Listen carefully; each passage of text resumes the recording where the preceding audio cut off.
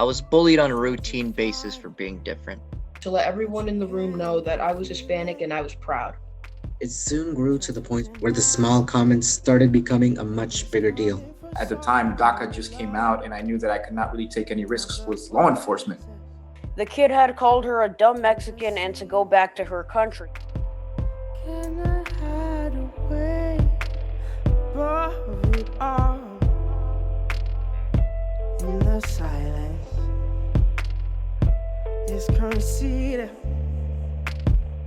'cause it believes that Before I started 6th grade at the Homics, I did not feel the full weight of the Guatemalan diaspora. But as I grew up, I understood more and more the significance of my skin being slightly darker than that of many of my peers, as well as that of my foreign-sounding last name. I was bullied on a routine basis for being different. I remember at least 2 instances of discrimination in which teachers were complicit. The first happened on an overnight field trip. We were doing an activity that involved working with worms. I wore a hat that day because it was sunny outside. I got up to get a drink of water and left my hat on the table with the bottom side facing up.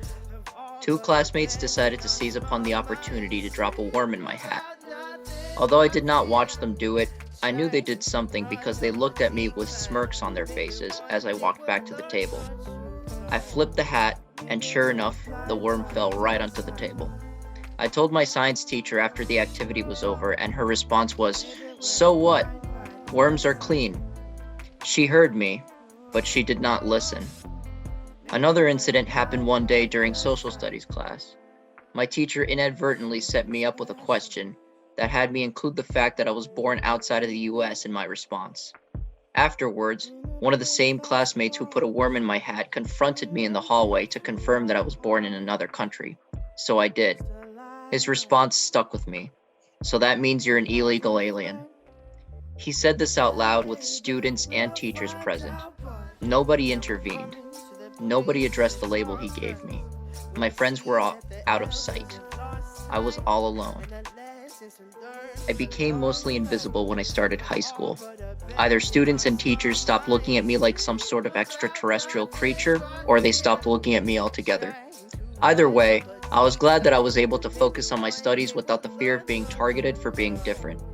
My grades improved from junior year onwards, and throughout my college career, I was surrounded by peers who not only accepted me, but shared stories similar to mine.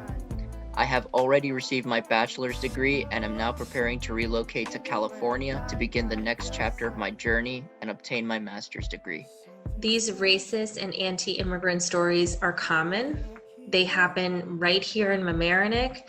They happen in Westchester County, in our neighborhoods, and even in our homes. It's important for us to continue to support our neighbors and our local community members to feel safe enough to share their stories. We have to internalize them and continue to make change so that we can end the racial divide and end anti-immigrant sentiments. We welcome you to support the Community Resource Center, your local nonprofit empowering the new immigrant community in Mamaroneck and Westchester County. It leaves me speechless, but we'll just have to trust now. Oh, that there's things bigger than us.